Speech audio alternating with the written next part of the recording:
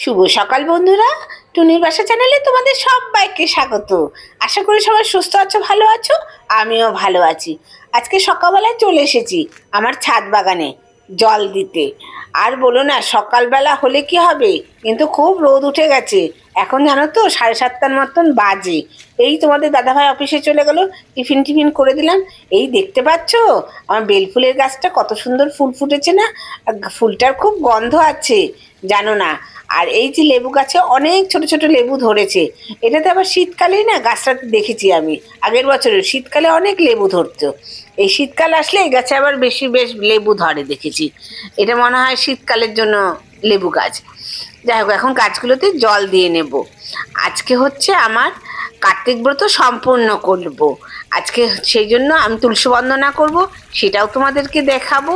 আবার আজকে হচ্ছে কটকটি আছে না, আমার কটকটি তোমাদের দেখাইছে। আমার ব্লগ যারা দেখো তারা তো চেনো। আজকে কটকটির বার্থডে, তার পার্টি হবে, সেটাও তোমাদের দেখাবো। আজকের ব্লগটা খুব ভালো এবং মজাদার হতে চলেছে। এদিকে ঠাকুরের বন্দনাও করব, এদিকে কটকটির জন্মদিনও হবে।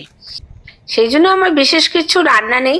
সকালবেলায় যে তোমার দাদা ভাইয়েরা খেয়ে গেল, ওই তখনই যা একটু রান্না করে নিয়েছি। আর দুপুরেও রান্না নেই, আর সন্ধ্যার সময়ও রান্না নেই।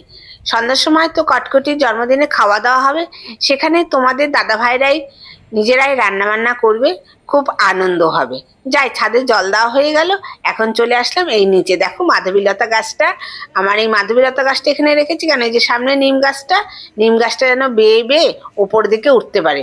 তা গাছে কটা ফুলও এসছে। আর এই যে গাছটা কলস ফুল, এখানে না সাদা সাদা ফুল হয়, এখনো ফোটেনি। যাই হোক, চলে যাবো এখন স্নান টান করে ঠাকুর পুজো দিয়ে। দেখো চলে এসেছি কটকটির কাছে, কি সুন্দর লাগছে কটকটিকে, তোমরা দেখো। কটকটিকে এখন আমি একটু আশীর্বাদ করব। দুপুরবেলায় কটকটি খাবার দাবার কি সুন্দর সাজিয়েছে, ওর মা সাজিয়েছে সব কিছু, জানো তো। আমি তো ওপরে একটু গুছিয়ে টুছিয়ে পুজো টুজো দিয়ে আসলাম। তোমরাও কটকটিকে আশীর্বাদ করবে, ও যেন অনেক অনেক বড় হয়। যাই হোক, আমি একটু পায়েস খাই নিচ্ছি। দেখো চুপচাপ বসে আছে, আবার মালা পড়েছে, দেখবে ও কি সুন্দর প্রণাম করবে। ওই দেখো প্রণাম করেছে, দেখেছো, খুব ভালো লাগছে। এ হচ্ছে আমার ছেলে, তোমরা তো চেনো। এবার ছোট্ট ভাইকে কি সুন্দর খাইয়ে দিচ্ছে জন্মদিনে, তাই না। এই তো দাদাদের এটা সবচেয়ে বড় পাওনা, ছোট্ট ভাইকে আশীর্বাদ করা, তাকে খাই দেওয়া জন্মদিনে, খুব ভালো লাগছে। এই দেখো একটু জল খাই দিল, তারপর আবার চকলেট খাওয়ার জন্য ওকে আবার পয়সাও দিচ্ছে। এখন কটকটি ও দাদু দিদার কাছ থেকে আশীর্বাদ নেবে। এই যে সবার কাছ থেকে আশীর্বাদ নিয়ে নিচ্ছে। এই দেখো কি সুন্দর নমস্কার করলো। যাই হোক, এখন চলে এসেছি ঘরে। ঘরে এসে আমি একটু মালা গাচ্ছি, ওই যে তুলসী বন্দনা করব। আজকে কার্তিক মাসের পর্ব তো শেষ হলো, পারনা পর্ব, সেই জন্য তুলসী বন্দনা করব।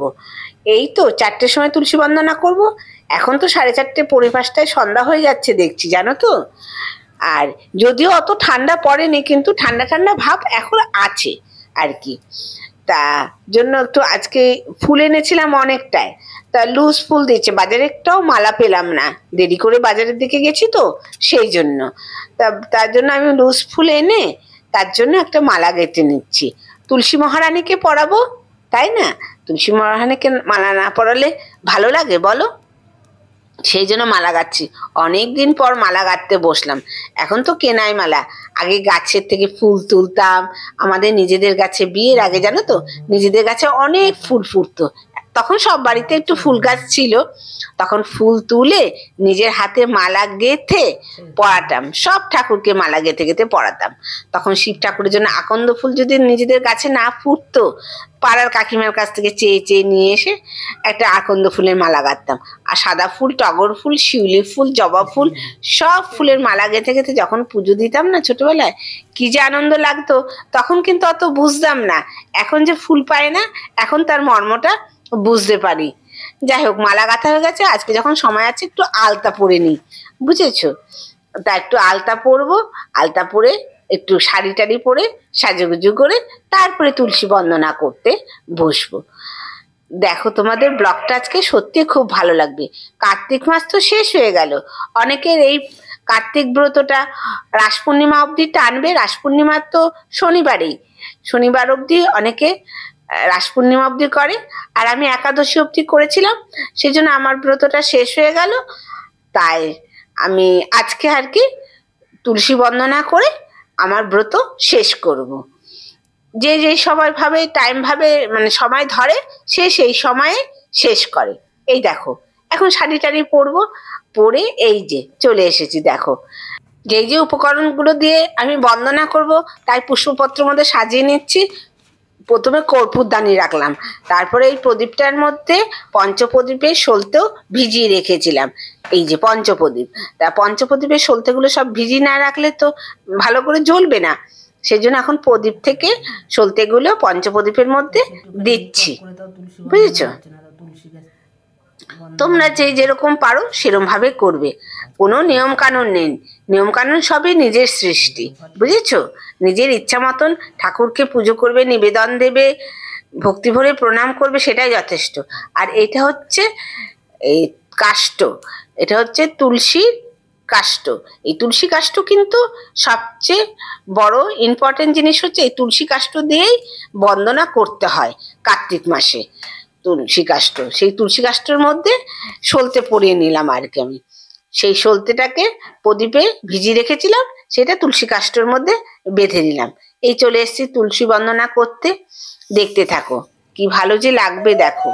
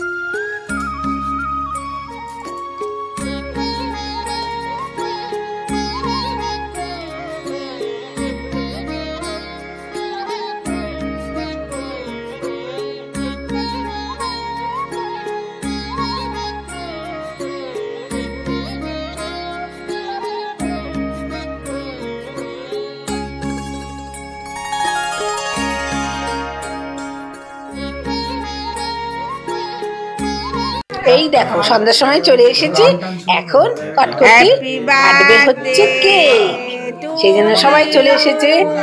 কটকটি কিন্তু ভালো নাম আছে, ওর নাম হচ্ছে আয়ুষ্মান, জানো তো, ওর নাম হচ্ছে আয়ুষ্মান। বাড়িতে আমি আদর করে কটকটি বলে ডাকি।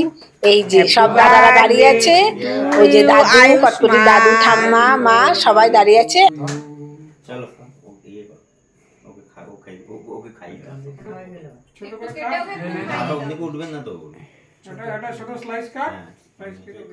না আগে দাদাকে দিয়ে আসো। সবাইকে একটু করে খাইয়ে দাও। হুম হুম খাইয়ে দিলাম।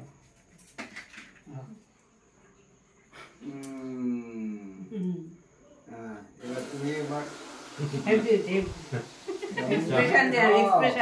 আমি একটু খাইয়ে দিই। খাওয়াচ্ছি তো তোকে। ডোডো খাইয়েছে। ঠাম্মুকে খাই দাও। রান্না খুব ভালো হয়েছে রে। আর মিষ্টিগুলো দেখো কত বড় বড়। রান্না খুব ভালো। ওই দেখো ব্লগটা আর বেশি বাড়াবো না, এখন আমরা জমিয়ে খাওয়া দাওয়া করব, গল্প করব, তারপরে বাড়িতে যাব। ঠিক আছে হয়েছে। হয়েছে, আর করতে হবে না। রান্নাটা কেমন হয়েছে বলো? দাদা ভাইরা মিলে রান্না করেছে, রান্নাটা সত্যি খুব ভালো হয়েছে। নতুন বন্ধুদের কাছে অনুরোধ, আমার এই ভিডিওগুলো যদি একটু ভালো লাগে অবশ্যই লাইক করে আমার পাশে থাকবে, চ্যানেলটিকে সাবস্ক্রাইব করবে। সবাই সুস্থ থেকো, ভালো থেকো।